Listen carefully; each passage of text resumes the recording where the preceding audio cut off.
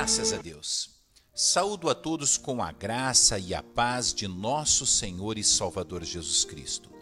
Bíblia aberta no Evangelho narrado por Mateus, capítulo de número 5, a partir do versículo de número 1, que nos diz: E Jesus, vendo a multidão, subiu a um monte, assentando-se, aproximaram-se dele os seus discípulos e, abrindo a sua boca, os ensinava, dizendo: Bem-aventurados os pobres de espírito, porque deles é o reino dos céus. Bem-aventurados os que choram, porque eles serão consolados. Bem-aventurados os mansos, porque eles herdarão a terra. Bem-aventurados os que têm fome e sede de justiça, porque eles serão fartos. Bem-aventurados os misericordiosos, porque eles alcançarão misericórdia. Bem-aventurados os limpos de coração, porque eles verão a Deus. Bem-aventurados os pacificadores, porque eles serão chamados filhos de Deus. Bem-aventurados os que sofrem perseguição por causa da justiça, porque deles é o reino dos céus. Bem-aventurados sois vós, quando vos injuriarem e perseguirem, e mentindo disserem todo mal contra vós por minha causa.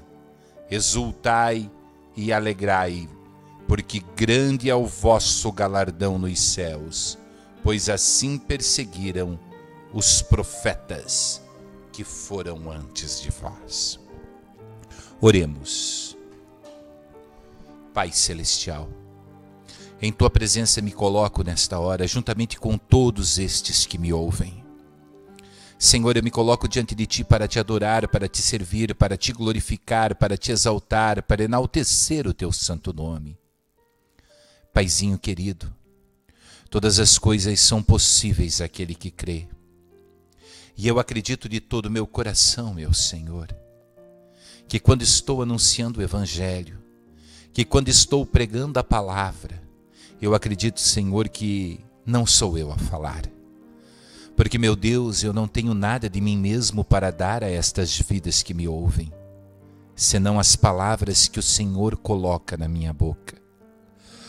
Pai, eu te peço, Senhor, inspira-me nesta hora, para que todos aqueles que ouvirem esta mensagem, no decurso do tempo que se passar, sejam anos, décadas, sejam tempos diferentes, Pai, eu te peço em nome de Jesus, que estas vidas, Senhor, elas possam ser redarguidas, ensinadas, e que elas possam subtrair destas palavras, meu Deus, um ensinamento que venha modificar o contexto das suas vidas.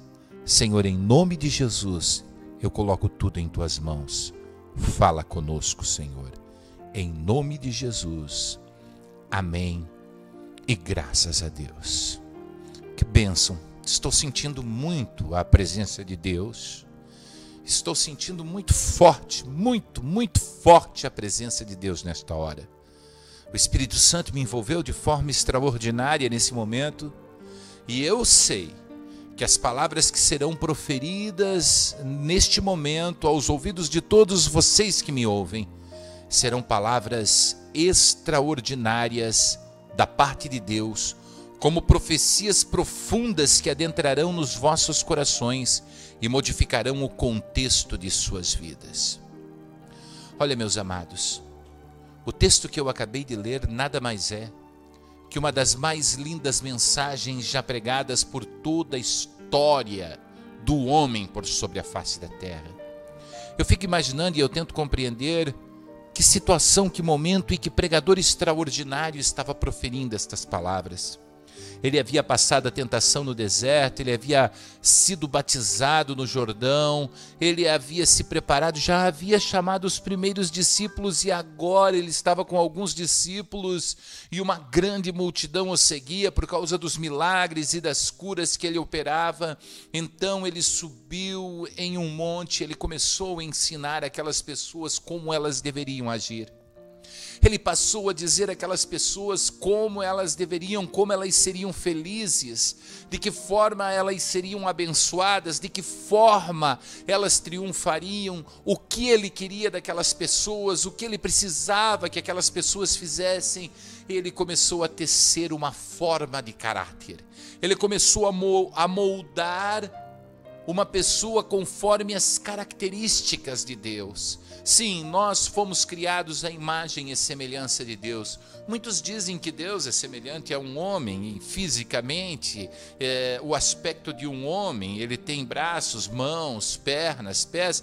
Eu não entendo dessa forma, nunca ninguém viu a Deus, nunca ninguém contemplou o Senhor, nunca ninguém viu a sua majestade, mas eu entendo que nós somos imagem e semelhança de Deus naquilo que nós temos no nosso interior, naquilo que nós temos dentro de nós, no amor, na bondade, na grandeza de ânimo, na natureza benigna, no ato de perdoar, no ato de ajudar o nosso próximo. Isso eu acredito que nós somos imagem e semelhança de Deus. E de repente, Deus envia o seu Filho amado a esse mundo para que ele venha nos ensinar a maneira que nós devemos nos comportar. Nós sabemos que o homem no Jardim do Éden, ele pecou. E quando o homem pecou no Jardim do Éden, o pecado entrou dentro do coração do homem e o homem se tornou conhecedor do bem e do mal. A natureza pecaminosa do homem aflorou naquela hora e coisas que o homem começou a fazer eram coisas desagradáveis a Deus. Caim matou o seu irmão Abel e muitas coisas terríveis passaram a acontecer a ponto de Deus se desagradar da humanidade e chamar Noé para construir a arca, porque Deus queria acabar com tudo aquilo que ele havia feito, com tudo aquilo que ele havia criado. E de Noé e de sua família surgiu uma nova geração de homens que se multiplicou por sobre a face da terra, foram espalhados por sobre a face da terra, e neste tempo então o homem continuou pecando, continuou fazendo coisas erradas, homicídios continuaram acontecendo, adultérios continuaram acontecendo, mentiras continuaram sendo proferidas e tantas coisas, e a natureza maligna do homem sempre se aflorava, sempre se aflorava, sempre se aflorava. Mas um dia Deus se lembrou da profecia que ele havia dito lá no início das Escrituras, que da semente da mulher nasceria um que esmagaria a cabeça da serpente. E a Bíblia diz, João testificando da promessa de Deus, que o Verbo se fez carne e ele habitou entre nós. E o Verbo, tendo se feito carne, tendo habitado entre nós, ele trouxe uma mensagem de vida, ele trouxe uma mensagem de esperança. E ele nos ensinou como nós seremos felizes, como nós seremos vencedores, como nós triunfaremos para entrar na nova Jerusalém celestial, através das suas ações, através dos seus passos, através das suas palavras, através do seu entendimento. E eu fico imaginando que aquelas milhares de pessoas que estavam diante dele, ele quando viu aquela multidão, ele subiu a um monte. O ato de subir a um monte é a mesma coisa que eu fiz aqui esta noite. Eu subi sobre esse altar que eu estou ministrando a palavra de Deus. Ele subiu a um monte para ficar mais alto, para que as pessoas olhassem para ele, para que ele fosse visto por todos aqueles que estavam reunidos ali, naquele lugar. Ele reuniu-se ali com aquelas pessoas e estava num padrão mais elevado. E aqueles milhares de pessoas estavam diante deles e todos estavam com os olhos fitos nele, todos sabiam da essência celestial que estava sobre a vida dele, todos percebiam que dele emanava o poder de Deus, todos sabiam que de dentro dele saía uma unção sobrenatural, e aquelas pessoas estavam sedentas, aquelas pessoas estavam sequiosas, aquelas pessoas precisavam ouvir o recado de Deus, elas não aguentavam mais viver daquela forma angustiante e tenebrosa que viviam, mas elas queriam ouvir as verdades de Deus. E naquele momento com um ato sublime de amor, ele começou a ensinar. E ele disse: bem-aventurados os pobres de espírito, porque deles é o reino dos céus. Em outra tradução, felizes os pobres de espírito, porque deles é o reino dos céus. Meus amados, o que é ser pobre de espírito? Ser pobre de espírito não é ser paupérrimo, não é ser miserável. Ser pobre de espírito não é morar em um pequeno barraco. Ser pobre de espírito não é não possuir bens, não é não ter dinheiro. Ser pobre de espírito não é ser um fracassado espiritualmente, não é ser uma pessoa que não tem dons espirituais, não é ser uma pessoa que não tem habilidades espirituais para expulsar demônios, não é ser uma pessoa que não tem palavras para pregar, que não tem palavras para anunciar o evangelho. Ser pobre de espírito não é ser pobre financeiramente e tampouco ser pobre no conhecimento da palavra de Deus. Ser pobre no espírito é ter humildade no seu coração, é se achar menor que o seu próximo, é usar de empatia, se colocar no lugar do seu próximo para que ele possa mostrar a sua necessidade e você possa abençoar a vida dele. Ser pobre de espírito significa ter humildade dentro do seu coração. Vivemos em um tempo que os homens são arrogantes, vivemos em um tempo que os homens não sabem pedir perdão,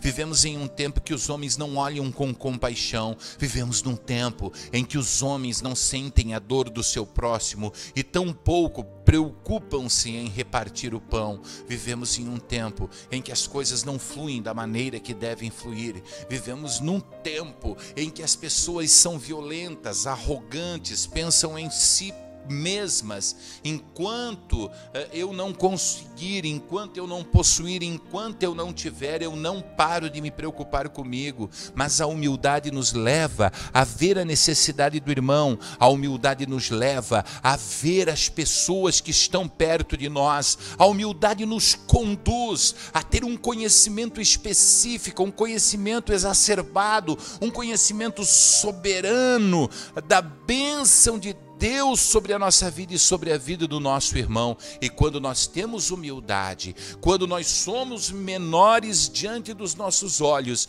e apresentamos os nossos irmãos maiores que as nossas necessidades, na verdade, quando nós amamos o próximo, assim como nós amamos a nós mesmos, e ainda mais, quando nós nos preocupamos com o próximo, estendendo a mão ao enfermo, estendendo a mão ao que tem fome, estendendo a mão ao que tem sede, estendendo a mão ao necessitado, estendendo a mão àquela pessoa que está sofrendo, nós somos pobres de espírito. E você sabe qual é a herança daquelas pessoas que têm esse nível de humildade sobre a sua vida? A herança está clara. Deles é o reino dos céus. Oh, aleluia! Se aqui estamos porque um dia teremos algo preparado para nós, nossa morada celestial. Quantos não querem viver no reino dos céus? Quantos não querem habitar juntamente com os anjos, querubins, serafins, com os arcanjos? Quantos não querem ver a face de nosso Senhor e Salvador Jesus Cristo? Quantos não querem andar pelas ruas de ouro da Nova Jerusalém? Quantos não querem habitar no reino celestial? Quantos não querem estar lá? Mas saiba, só entrará lá aquele que for humilde, aquele que for pobre de espírito, aquele que for menor, aquele que quiser ser o maior, seja o menor. Louvado seja o nome do Senhor. Eu gostaria de estar ali, aos pés daquela montanha, naquele deserto. Eu gostaria de estar no meio daquela multidão e poder contemplar aquelas palavras que saíam da boca dele. Eu queria poder entender, eu imagino que quando ele pediu para aquelas pessoas serem pobres de espírito, quando ele disse você tem que diminuir, quando ele disse você tem que colocar o seu irmão sobre a sua vida, Quando ele disse, você tem que se preocupar com as demais pessoas, você tem que ser humilde, você tem que ser pobre de espírito, porque se você for pobre de espírito, existe uma herança. Eu imagino que algo se moveu na vida daquelas pessoas que estavam ali. Aquelas pessoas que estavam ali encontraram um conforto, encontraram uma alegria, encontraram um motivo para viver. E o motivo para viver que estas pessoas encontraram é poder estender a mão àqueles que estão perto delas, é poder ajudar aqueles que estão próximos dela. Louvado seja o nome do Senhor. Oh, glória! E ele continua dizendo, bem-aventurados os que choram, porque eles serão consolados. Oh, glória! Felizes os que choram, felizes os que choram, felizes os que choram, porque eles serão consolados. Há que se entender algo. Há que se entender que o choro não pode ser o choro por coisas banais. Tem gente que chora de emoção por causa de uma cena na telenovela. Tem gente que chora de emoção por causa do drama que está passando no filme da televisão. Tem gente que chora de emoção por causa de uma música do passado. Mas Deus está falando do choro angustiante do sofrimento. Deus está se referindo ao choro do abandono daqueles que um dia poderiam estender a mão, daqueles que um dia poderiam ajudar. O choro de tristeza de uma mãe ver o seu filho e ele não ter um prato de comida para comer, de um pai querer abraçar o seu filho, mas ele viver na marginalidade, nem se aproximar do seu pai, não dar amor para sua família, não ouvir os conhecimentos da sua família. Ele está falando do choro de uma mãe, quando ela entra pela porta do presídio de segurança máxima para visitar o seu filho. Deus está falando do choro das pessoas que estão sofrendo neste mundo hostil e perigoso que nós estamos vivendo. Deus está falando do choro daqueles que são amargurados, angustiados, oprimidos nos seus ambientes de trabalho, que trabalham 12, 14 horas por dia para poder sustentar a sua família e não tem um minuto sequer de descanso, e nem mesmo tem uma roupa diferente para vestir, ou pode se programar para no final de semana estar em algum lugar especial. Essas pessoas padecem tristezas terríveis e aos pés de Jesus Cristo elas estão clamando, orando, suplicando, lacrimejando e dizendo: Senhor, eu estou aqui te servindo, independente dos problemas que afligem a minha vida, independente das tempestades que venham ao meu encontro, independente de tudo aquilo que esteja acontecendo, eu não negarei o teu nome. Ainda que os leões sejam soltos no meio deste circo e venham nos devorar, nós não negaremos o teu nome. Ainda que a nossa vida seja ceifada e nossos corpos sejam queimados, nós não negaremos o teu nome. Ainda, Senhor, que coisas ruins venham a acontecer, nós permaneceremos na fé, continuaremos firmes diante de ti. E o sofrimento vem, a angústia vem, a dor vem, mas estas pessoas, elas dizem no seu coração: eu não desistirei. Bem-aventurados os que choram, porque serão consolados. Eu fico imaginando o consolo que ele tem para dar. Eu fico imaginando o consolo extraordinário que ele tem para dar. Quando o pai pega o filho em seus braços, ele toma o filho em seus braços, ele afaga o seu filhinho querido, e ele tenta fazer o seu filhinho parar de chorar. Ele balança o seu filhinho para lá e para cá, ele coloca na boca do seu filhinho o bico da mamadeira, o alimento que aquele filhinho precisa para poder ser um garoto forte, uma garotinha saudável. Ele alimenta o seu filhinho. Fica tranquilo, irmão. O choro pode durar uma noite, mas a alegria vem pelo amanhecer. Você pode estar chorando hoje, assim como Lázaro chorava, querendo comer as migalhas que caíam da mesa daquele homem rico. Mas naquele grande dia, quando eles foram recolhidos, Lázaro foi para o seio de Abraão, e aquele homem que não teve misericórdia de Lázaro foi para o inferno incandescente de fogo, onde ali a dor, pranto, choro, ranger de dentes. E aí aquele rico queria voltar, não podia, e Lázaro estava descansando no seio de Abraão. Um dia você receberá o consolo das lágrimas que você derrama. Não importa o tanto que você seja perseguido, não importa quantas calúnias tenham falado de você, quantas ofensas tenham falado de você. Talvez você seja mais pequenininho dentro desta denominação que você serve a Deus. Talvez você seja o mais pequenininho, talvez pisem em você, humilhem você, não lhe deem oportunidade porque os recursos que você apresenta na igreja são parcos, são ínfimos. Talvez você não tem ofertas para dar e nem dízimos elevados para dar, e por causa disso eles não te considerem, e você fique lá num cantinho abandonado, chorando, lacrimejando, angustiado, sofrendo, padecendo. Eu quero te dizer, meu irmão, que chegará o dia em que suas lágrimas serão enxugadas, em que não haverá mais dor, nem pranto, nem clamor, e Deus enxugará de seus olhos toda lágrima. Vale a pena servir a Deus, vale a pena adorar ao Senhor, vale a pena andar nos caminhos do Senhor, porque todo aquele que chora será consolado. Oh, glória a Deus, graças a Deus. Eu vou até aquela montanha, aleluia.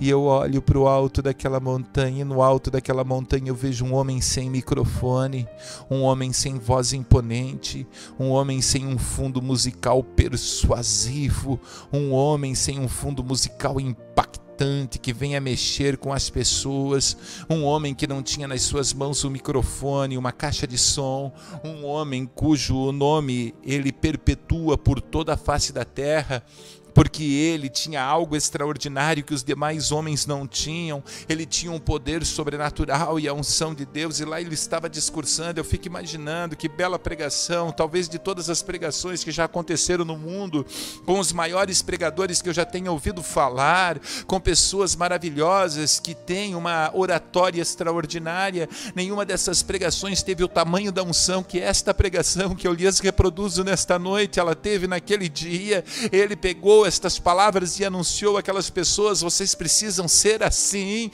vocês precisam mudar e viver desta maneira, viver desta forma, vocês precisam chorar, porque o choro, sim, o choro lhes trará o consolo.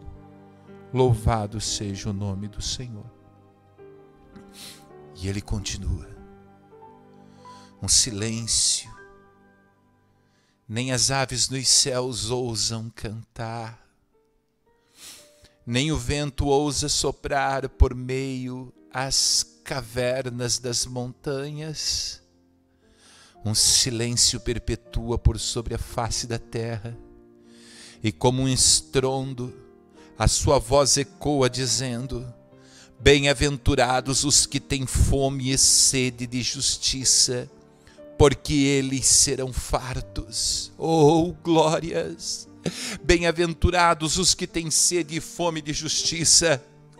A justiça que ele se referia não era a justiça do homem, a justiça carnal, essa justiça que lança homens na cadeia. A justiça que ele se referia não era a justiça de bater o martelo do juiz e dizer: este é culpado por isso, tantos anos de cadeia, tantos anos de cadeia. A justiça que ele se referia não era a condenação dada pelo magistrado. A justiça que ele se referia é exatamente o contrário de injustiça. Injustiça é quando as pessoas sofrem, injustiça é quando as pessoas pessoas padecem, injustiça é quando as pessoas são perseguidas, injustiça é quando as pessoas, sem merecer, são coagidas, e sendo elas coagidas, obstruídas, sendo elas saqueadas, sendo elas ignoradas, menosprezadas, sendo elas abandonadas, elas estão debaixo de um padrão de injustiça. Fazer justiça é colocar comida sobre a mesa daquele que tem fome.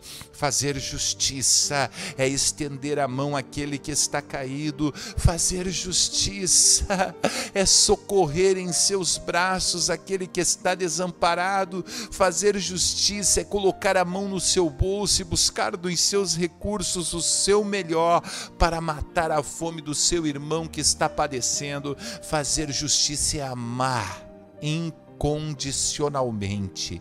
Fazer justiça é fazer o contrário das ações injustas. Ser injusto é maltratar o próximo. Ser injusto é julgar o próximo. Ser injusto é condenar o próximo e lançá-lo num inferno de fogo ardente. Ser injusto é não querer ajudar esse próximo. Ser injusto é não alertar esse próximo. Ser injusto é ser uma pessoa inconsequente que só pensa em si mesma e que leva a injustiça dentro de si. Mas o Senhor, na sua pregação, na sua palavra, naquele momento, no alto daquele monte, ele abre a sua boca e ele olha para as pessoas e dizem assim: você precisa ter fome da justiça.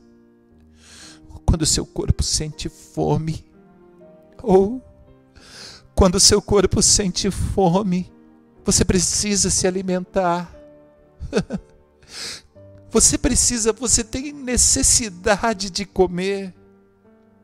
Se você não comer, você fica angustiado. Você pode passar um dia, 2, 3 sem comer, mas vai chegar uma hora que o seu corpo vai desfalecer, ele não vai suportar, ele não vai aguentar. Da mesma forma, a sede. Você precisa de água. A água é o que te dá vida. O seu corpo é formado por água. Os cientistas dizem que 75% do seu corpo é água.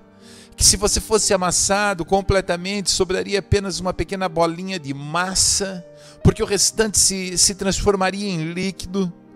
Você precisa de água para sobreviver, e você pode passar um dia, talvez até 2 dias, 3, quem sabe, com muito esforço sem água. Mas se você ficar mais tempo sem água, você pode morrer.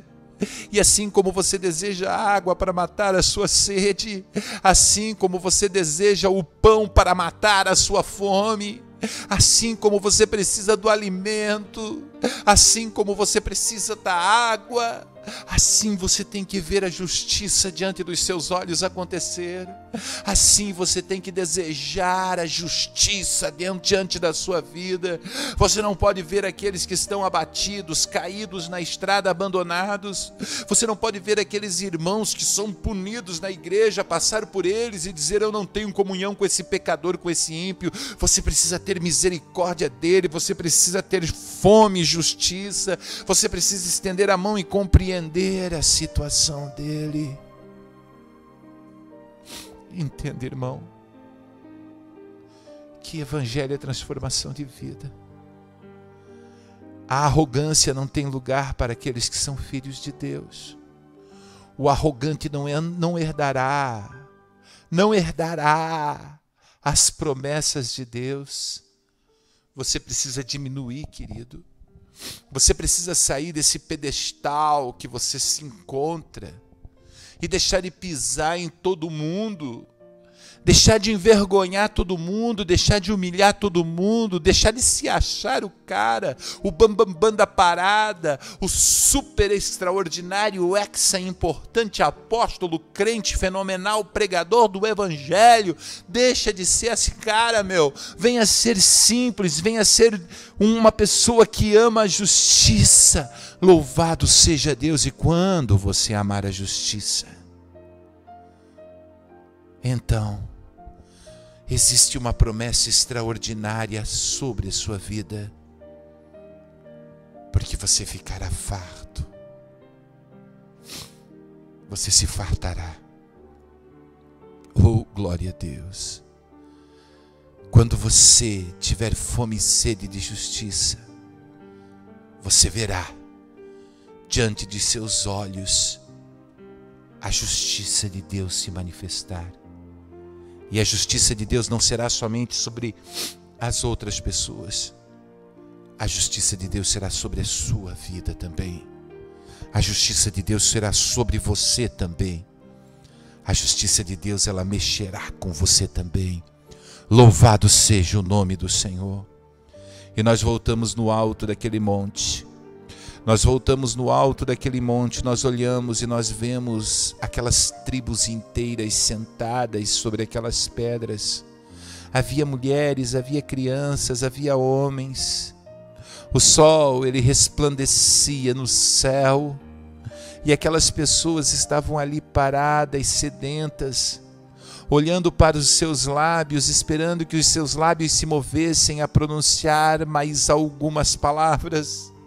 E ele, de forma imponente e altiva, ele anuncia dizendo: bem-aventurados os misericordiosos, porque eles alcançarão misericórdia.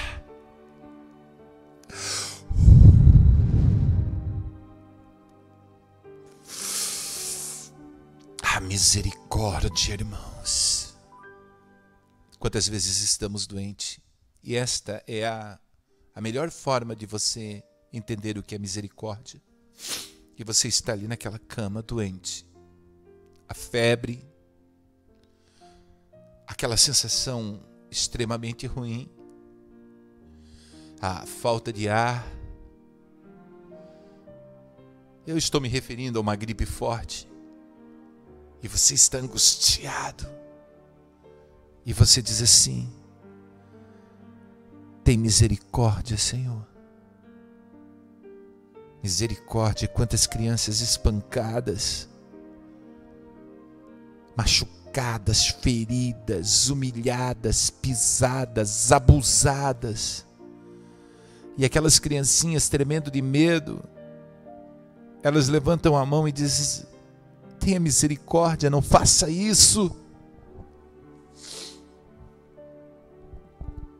Quantas pessoas nos dias que nós vivemos com uma arma sobre a cabeça. Ali está o homem, a mulher que vai tirar a sua vida. Ele olha com seus olhos injetados de sangue para aquela pessoa e diz: eu vou te matar. E aquela pessoa, no último suspiro, no âmago da sua alma, diz: tem misericórdia da minha vida. Quantas pessoas com fome, em leitos de dor, em hospitais, abandonados, a sociedade os deixou de lado. Quantos os políticos abandonaram, não visitaram, não se preocuparam, não deram importância para que eles estudassem, fossem alguém na vida, não criaram políticas públicas, antes pensaram única e exclusivamente no seu bem-estar, naquilo que possuíam, naquilo que tinham. Enquanto uma geração de joelhos diz: tem misericórdia de nós, porque não suportamos mais. Então aparece um homem misericordioso, que não pode ver uma pessoa sofrendo, que não pode ver uma pessoa padecendo. Se ele vê alguém padecendo, ele estende a mão em misericórdia. Se ele vê alguém enfermo, ele ajuda, ele levanta, ele trata as feridas. Ele não é o sacerdote, ele não é o levita, mas ele é o samaritano que desce, que sai de cima do seu cavalo, que limpa as feridas daquele viajante no caminho, que o coloca sobre a sua cavalgadura e leva num gesto de misericórdia. Jesus ensinou você ter misericórdia. Jesus disse para você ser misericordioso. Jesus falou: felizes os misericordiosos. Seja feliz, irmão. Use de misericórdia. O evangelho é o contrário daquilo que se prega no mundo. O Evangelho é o contrário da violência que é pregada no mundo. O Evangelho é o contrário das cenas malignas, macabras, lascivas da tela da televisão brasileira. Nas cenas de novela, nos filmes de violência e de ação. O Evangelho é o contrário de todas estas coisas. Oh, glória a Deus, o Evangelho é misericórdia. Tenha misericórdia, irmão. Sabe por quê? Porque Ele prometeu dizendo: bem-aventurados os misericordiosos, porque alcançarão misericórdia.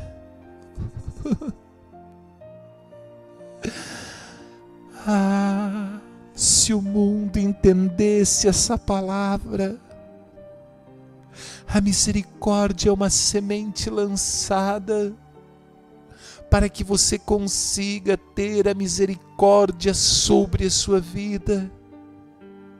Talvez, se durante a sua vida você for uma pessoa com atos de misericórdia, naquele dia você possa ter encoberto uma multidão de pecados, porque você fez aquilo que era agradável aos olhos do Senhor, e a misericórdia de Deus venha em seu favor, venha sobre a sua vida, porque um dia você usou de misericórdia para um destes pequeninos irmãos que nos cercam, que vivem perto de nós. Seja misericordioso, irmão. Aleluia. E vamos ao monte. Oh, glória a Deus. Aquela mensagem maravilhosa. Mais uma palavra, diziam as pessoas. Porque esta palavra é um alimento para minha alma. Porque essa palavra sacia a minha fome de vida eterna. Porque essa palavra, ela me liberta das prisões que me prendem. E Ele, do alto do monte, aonde foi chamado para estar, logo depois da tentação no deserto, depois do batismo da tentação, depois de separar os primeiros discípulos, com uma grande multidão que, sequiosa por milagres, o seguia, Ele as ensinando diz: bem-aventurados os limpos de coração, porque eles verão a Deus. Você quer ver Deus? Você quer estar face a face com Deus? Então você precisa ser limpo de coração. Felizes os limpos de coração. A humanidade maquina o tempo todo o mal, a humanidade maquina todas as formas possíveis de enganar o seu próximo, a humanidade maquina e faz as suas artimanhas, os seus planos. Irmão, Deus habita num coração limpo, Deus mora num coração limpo, o coração é o altar do homem, ali Deus faz morada. O coração do homem não pode estar impregnado de lascívia. O coração do homem não pode estar impregnado de concupiscências malignas e carnais. O coração do homem não pode estar cheio de maldade, cheio de hipocrisia. O coração do homem tem que estar limpo, limpo, limpo. A Bíblia diz que o nosso corpo é templo e morada. O nosso corpo é o templo e a morada de Deus. O templo de Deus não são as quatro paredes que envolvem este santuário aonde estamos sobre esse altar. O templo não é tijolo, o templo não é o aglomero de pessoas que vêm a este ou aquele lugar, o templo não é as pessoas que estão ali para lá e para cá, para lá e para cá. O templo não é edificado por tijolos e cimento, mas o templo é você. Você é templo e morada de Deus, e o seu coração que está dentro de você, da onde procedem as virtudes da alma, da onde procedem as virtudes de Deus, da onde saem as coisas boas e as ruins.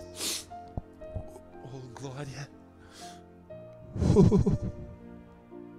O vosso coração é o altar do sacrifício. Esse altar não pode estar contaminado. Esse altar não pode estar sujo. Esse altar não pode estar imundo. Esse altar não pode estar cheio de concupiscências da carne. Esse altar não pode estar cheio de lascívia. Esse altar não pode estar cheio de glutonaria, de inveja. Esse altar não pode estar cheio de desejos homossexuais. Esse altar, ele tem que estar limpo. Ele tem que estar puro. Pureza de coração. Requisito essencial para se ver a Deus. Pureza de coração. Requisito essencial para se ver a Deus. Purifica o meu coração, Senhor. Purifica o meu coração, Senhor. Purifica o meu coração, purifica o meu coração. Tira do meu coração a vaidade, tira do meu coração os desejos carnais, tira do meu coração aquilo que te desagrada, tira do meu coração as vaidades, Senhor. Tira de dentro de mim tudo aquilo que não pertence a Ti. Felizes aqueles que têm um coração puro. Purifica o meu coração, lava o meu coração no Teu sangue, purifica-me, Senhor, e eu serei purificado. Pega o meu coração e me dá um novo coração, um coração feito de carne, um coração puro, um coração que se agrada em Ti. Eu quero ser um daqueles que vai poder chegar diante do tabernáculo do Deus Todo-Poderoso e olhar para a sua face e ver o seu rosto. Aleluia. Oh, santo, santo, santo, santo, santo é o nome do Senhor. Santo, santo, santo, eternamente santo é o nome do Senhor. Glorificado seja. Nós voltamos àquele monte. E nós chegamos naquele monte mais uma vez, sequiosos e sedentos de ouvir o seu discurso. E ele prossegue falando. A mais linda das mensagens pregadas por toda a terra. Tantos profetas falaram e usaram de autoridade para corrigir os pecados. João Batista com autoridade dizia: raça de víboras, quem vos ensinou a fugir da ira que está para vir? Mas ele dizia de forma diferente. Ele dizia: bem-aventurados os pacificadores, felizes os pacificadores, porque eles serão chamados filhos de Deus. Pacificador não é aquele que coloca lenha na fogueira. Está me entendendo, amado? Eu profetizo para você agora que tem feito contenda o tempo todo, que tem feito murmuração o tempo todo, seu fofoqueiro, suas palavras malignas são do inferno. Quando você profere maldades oriundas de dentro do seu coração, jogando um contra o outro, inescrupuloso, filho das trevas, ao invés de trazer a paz, ao invés de amansar os ânimos, ao invés de fazer aquilo que é agradável aos olhos do Senhor, você é um dissensor, você é uma pessoa que promove a dissensão, a desunião, a desorganização, a agressão entre os irmãos. Sinto muito lhe falar, mas essa sua atitude hostil, esta sua atitude maligna, o lança para longe da presença de Deus. Sim, você que não tem tentado trazer a paz para dentro desse lar, para dentro dessa casa, para esta família. Sim, você que coloca pimenta nessa comida para que as pessoas fiquem todas alvoroçadas. Você está agindo de forma errada. Jesus ensinou claramente dizendo: bem-aventurados os pacificadores. Você deve promover a paz. Você deve dizer: não é assim, não é dessa maneira. Vamos olhar com outros olhos, vamos ver de outra forma, vamos enxergar de outra maneira, vamos compreender de uma forma diferente a essa que nós estamos olhando, porque a forma que nós estamos vendo, a forma que nós estamos avaliando, a forma que nós estamos analisando é uma forma errada. Os critérios de julgamento que estamos fazendo é errado. Quem sabe nós pudéssemos mudar esta situação, em vez de guerra trazer a paz, em vez de briga, em vez de confusão, trazer um relacionamento sadio, um relacionamento bacana, um relacionamento gostoso, um relacionamento espiritual, onde que as pessoas sejam felizes. E ele diz: bem-aventurados aqueles que assim procedem, aqueles que trazem paz. Sabe por quê? Porque o pacificador, ele vai ser chamado filho de Deus. Eu não tenho dúvida nenhuma que você gostaria de ser chamado filho de Deus.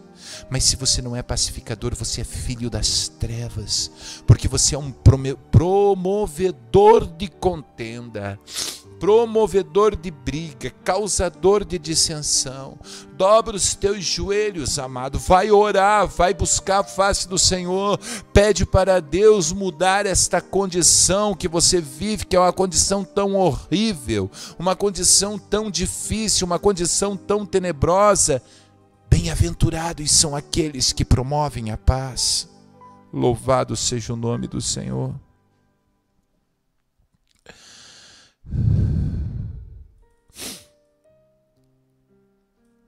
Voltamos ao monte.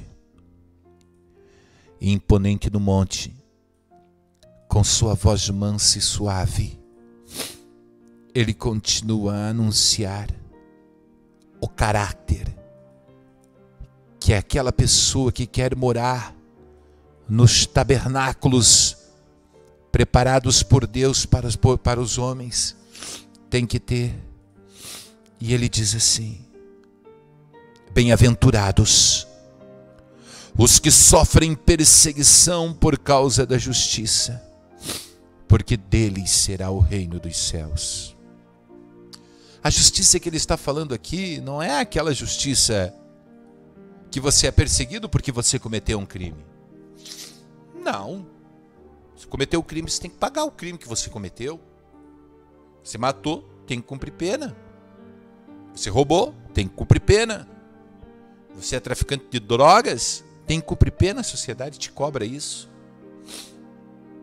Você é perseguido por causa da justiça? É. Mas a justiça que se fala aqui é a justiça de Deus. E nós sabemos que justiça é o contrário de injustiça.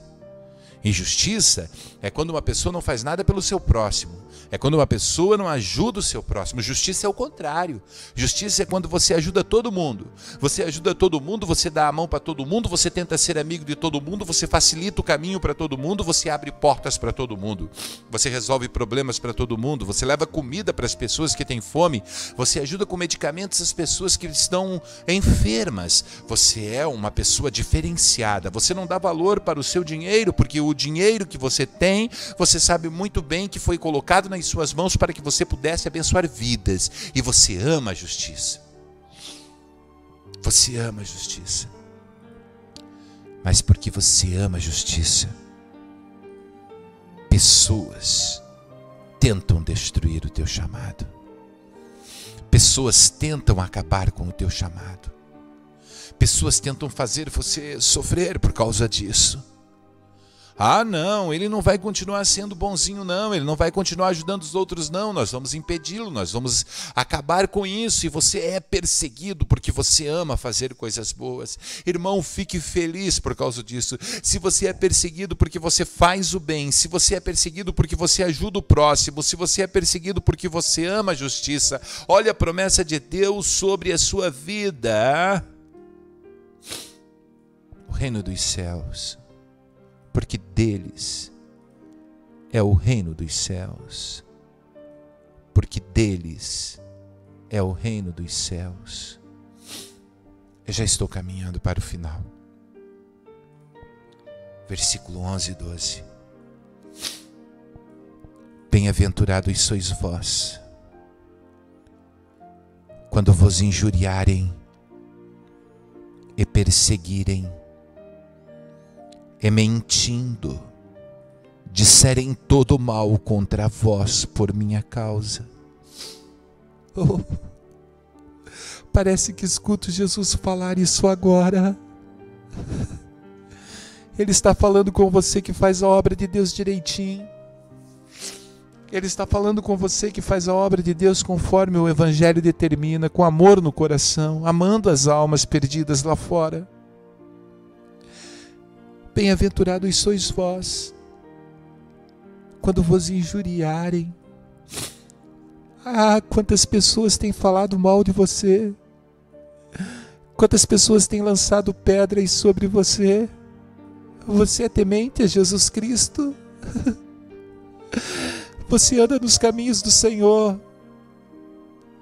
Você glorifica o nome do Senhor, você exalta o nome do Senhor.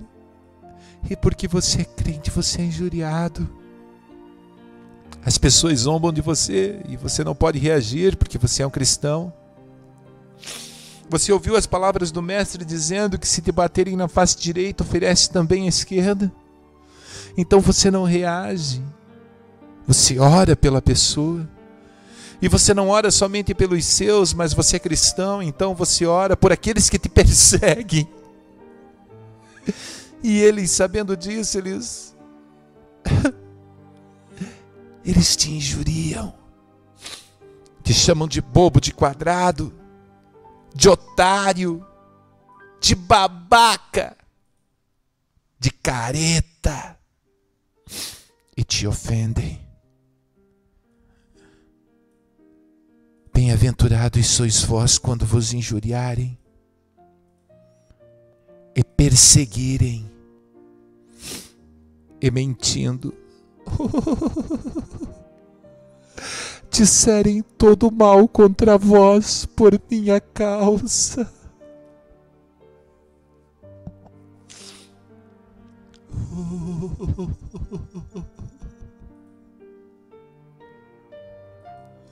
Você é perseguido? Não, não é.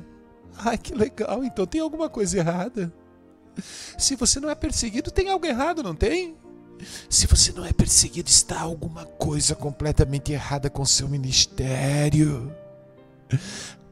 Um crente que não é perseguido quer dizer que você está sentado num trono, governando uma multidão de pessoas em volta de você e você não é perseguido. Não, não. Você não é chamado de herege? Não. Você não é chamado de falso profeta? Não.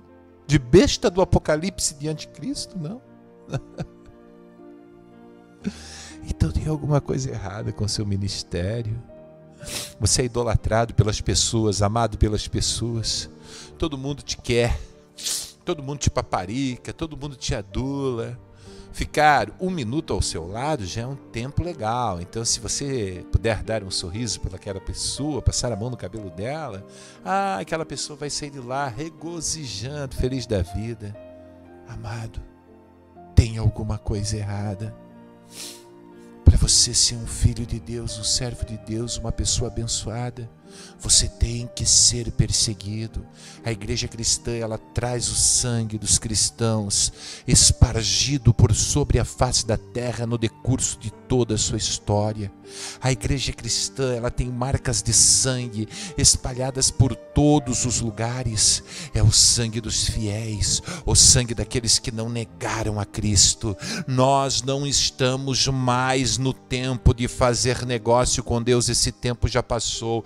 Esses falsos profetas têm que cair por terra. Nós não vivemos mais o tempo de fantasia em que Deus parece que está olhando única e exclusivamente para aquilo que você veste. Não, nós estamos vivendo o tempo em que o caráter está acima de todas as coisas, em que os ensinamentos fundamentais e elementares da fé cristã têm que se sobrepor a qualquer tipo de regra, norma ou costume pregado pela sociedade humana. Bem-aventurados quando vos injuriarem, perseguirem, e mentindo disserem todo mal contra vós por minha causa. Exultai e alegrai-vos, porque grande é o vosso galardão nos céus, porque assim perseguiram os profetas que foram antes de vós. Galardão de profeta, irmão.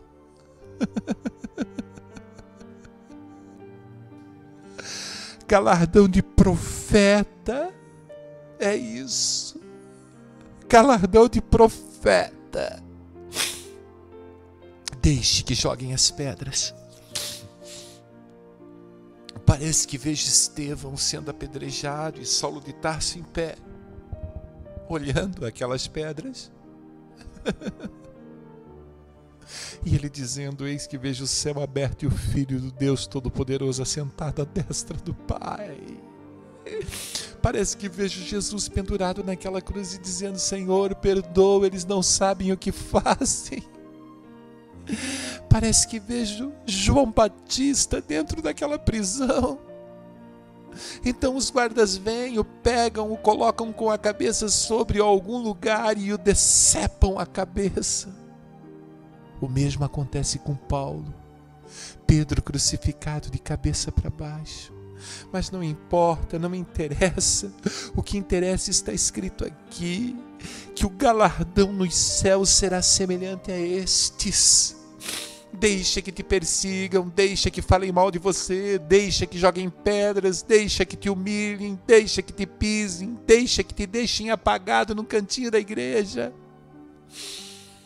Se você está sofrendo, se você está sendo perseguido por amor a Cristo, glorifique a Deus, porque tua recompensa será imarcessível. A sua recompensa será extraordinária. A sua recompensa será grandiosa, porque Deus, Ele te compara com os profetas. Sim, você terá galardão de profeta. Portanto, se quiseres morar no céu, e se quiseres ser feliz na presença de Deus, seja humilde, pobre de espírito, chore, seja manso. Os mansos herdarão a terra. Tenha fome e sede de justiça, tenha misericórdia, seja limpo de coração, seja um pacificador. Saiba sofrer perseguição por causa da justiça. E ainda, quando você estiver sendo esbofeteado, chicoteado e humilhado por amor à causa da cruz, por amor ao sangue de Jesus, por amor ao seu chamado, quando você estiver sendo acusado, decapitado, crucificado, chicoteado, esbofeteado, queimado nas fogueiras, devorado por leões, a sua recompensa será a recompensa dos profetas que foram antes de você. Pai nosso que estás no céu, santificado seja o teu nome. Venha a nós o teu reino. Seja feita a tua vontade, assim na terra como no céu. O pão nosso de cada dia dá-nos hoje. Perdoa as nossas dívidas, assim como perdoamos aos nossos devedores. E não nos deixes cair em tentação, porque teu é o reino, o poder e a glória para sempre.